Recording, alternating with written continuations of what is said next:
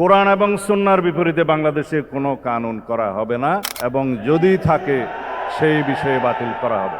আপনারা বলেছেন দাওরায়ে হাদিস সনদপ্রাপ্ত আলেমদেরকে সরকারি মসজিদের ইমাম, খতিব এবং স্কুল কলেজের ধর্মীয় শিক্ষক, কাজী পদে নিয়োগ। জাতীয় সংসদে আপনাদের সকলের সাথে আলাপ আলোচনা করে আমরা সেটা আবশ্যিকভাবে দেখব ইনশাআল্লাহ। ইসলাম বিদ্বেষী এবং আলম বিদ্বেষী যে ফ্যাসিবাদী অবৈধ সরকার ছিল, তারা দাড়ি টুপির বিরুদ্ধে ছিল, তারা আলেম বিদ্বেষী ছিল, তারা যে কাউকে ধরে নিয়ে এসে জঙ্গি বানানোর নাটক করত, সেই বাংলাদেশ তো এখন নাই।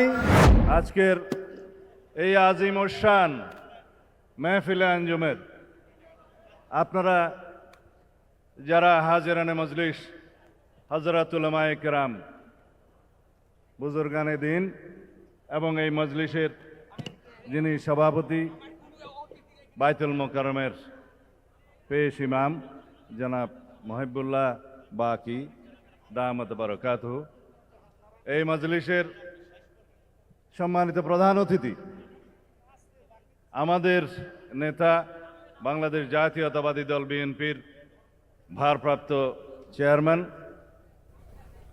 আপনাদের ভাষায় বলি আমাদের ইমাম, জাতীয় ইমাম জনাব তারেক রহমান দামাত বারাকাতুহু,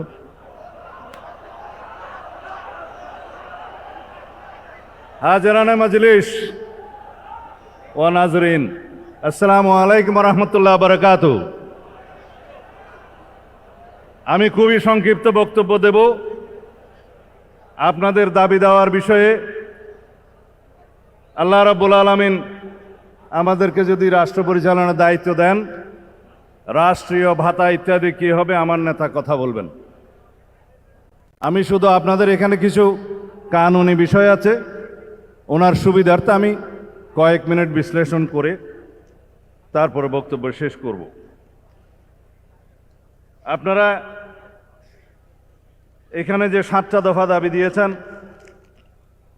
তার বিষয়ে যদি আমরা একটু বক্তব্য না দেই, আপনাদের দিলের তামান্না পুরা হবে না। সেই জন্য বলছি, আপনারা 1 নম্বর বলেছেন রাষ্ট্র পরিচালনার ক্ষেত্রে ইসলামী শরিয়াকে সর্বোচ্চ গুরুত্ব দিতে হবে এবং আপনারা ভিন্ন ধর্মাবলম্বীদের ন্যায্য অধিকার নিশ্চিত করার কথা বলেছেন, খুবই ভালো করেছেন। আমরা গণতান্ত্রিক রাষ্ট্রে আধুনিক রাষ্ট্র পরিচালনার যে ধারণা, সেই রাষ্ট্রের সকল নাগরিকদের, ধর্মাবলম্বীদের, ধর্মবর্ণ সকলের অধিকার, আচার অনুষ্ঠান নিশ্চিত করার দায়িত্ব অবশ্যই নিতে হয়। সাংবিধানিকভাবে আমাদের অনুচ্ছেদ 28 এবং 41 আপনারা দেখবেন, সেই আচার অনুষ্ঠানের স্বাধীনতা, উপাসনালয়ের স্বাধীনতা এবং ধর্মের ভিত্তিতে যে বৈষম্য করা যাবে না, সেগুলো নিশ্চিত করা আছে। বিষয় হলো সেটা বাস্তবায়ন করতে হবে।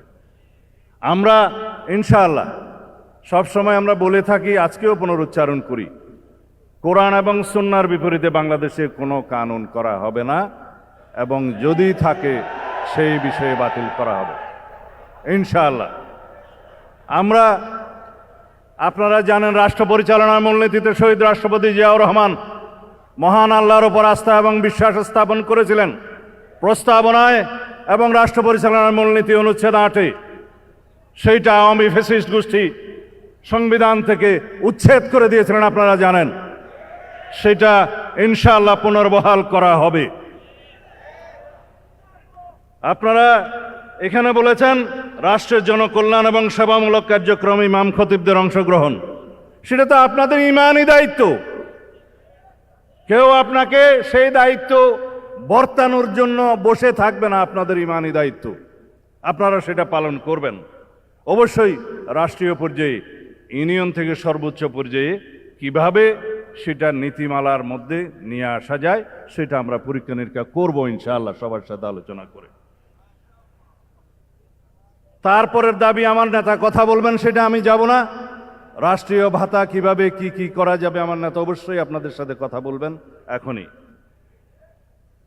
আপনারা বলেছেন দাওরায়ে হাদিস সনদপ্রাপ্ত আলেমদেরকে সরকারি মসজিদের ইমাম, খতিব এবং স্কুল কলেজের ধর্মীয় শিক্ষক, কাজী পদে নিয়োগ।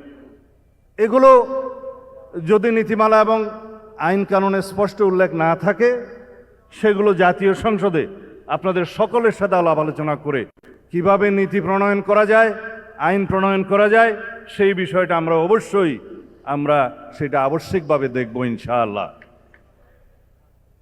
এখানে তো তালি দেওয়ার কোনো মাহল নয়, সেজন্য আপনারা অন্তত মারহাবা বলতে পারেন। বলেছেন ওয়াকফ সম্পত্তি অপব্যবহার রোধে, এগুলো বাংলাদেশে বিদ্যমান ওয়াকফ প্রশাসন এবং ওয়াকফের যে আইন কানুন আছে সেখানে প্রয়োজনীয় সংশোধনী আনয়নের জন্য অবশ্যই পরীক্ষা নিরীক্ষা করতে হবে। এখন এখানে যদি আমরা কোনো কিছু বিষয় বলি অথচ আইনে ইতিমধ্যেই আছে, সেই বিষয়টা অশুদ্ধ হয়ে যাবে।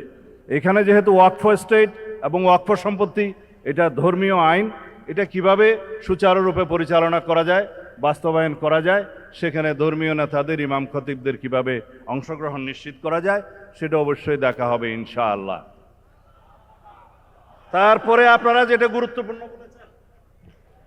গুরুত্বপূর্ণ যে কথাটা বলেছেন, উপযুক্ত প্রমাণ তদন্ত ছাড়া ইমাম খতিব, মুয়াজ্জেম এবং কোনো আলেমকে গ্রেফতার করা যাবে না। কিন্তু অন্য কাউকে কি গ্রেফতার করা যাবে? উপযুক্ত তথ্য প্রমাণ ছাড়া, প্রাথমিক তদন্ত ছাড়া রাষ্ট্রের কোনো নাগরিককে গ্রেফতার করা যায় না। ইমাম খতিব তো বহুত দূর কি বাত।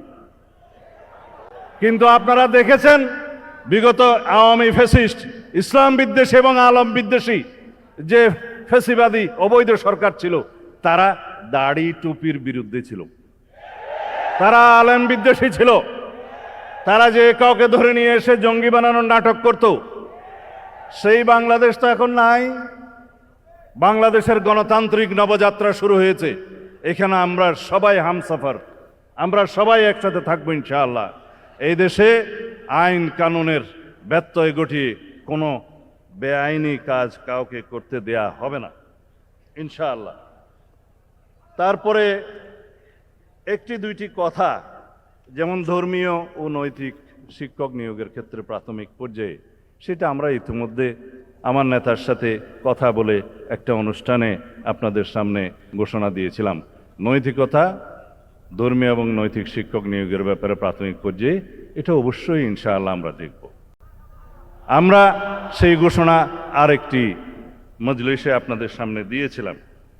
তারপরে যে বিষয়গুলো সামনে আছে, আমি বিতর্ক হোক সেরকম কোনো বিষয়ে যাব না।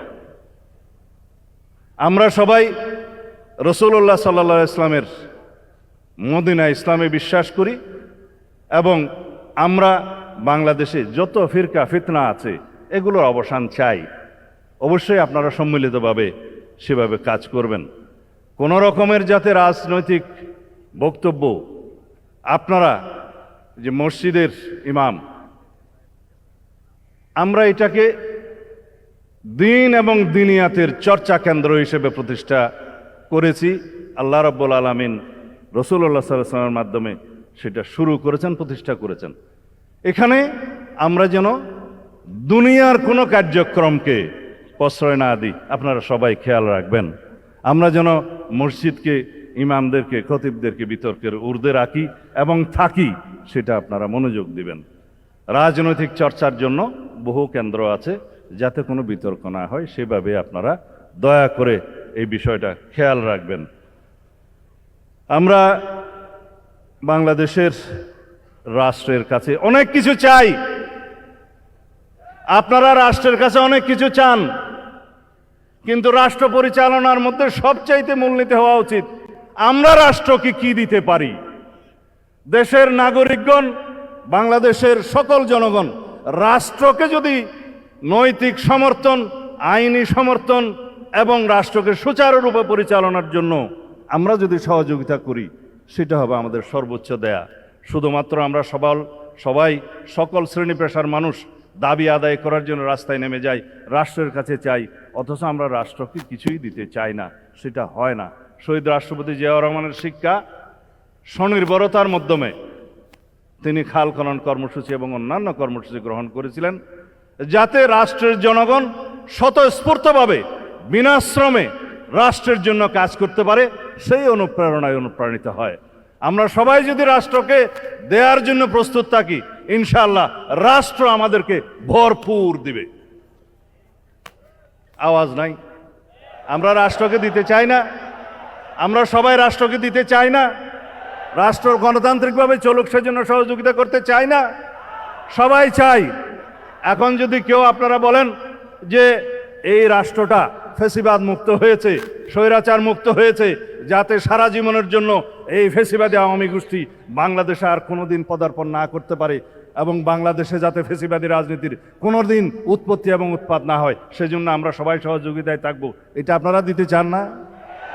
ইনশাআল্লাহ নসরুম মিনাল্লাহ ওয়া ফাতহুন করিব। অবশ্যিরিল মুমিনিন। আসসালামু আলাইকুম ওয়া রাহমাতুল্লাহি ওয়া বারাকাতুহু।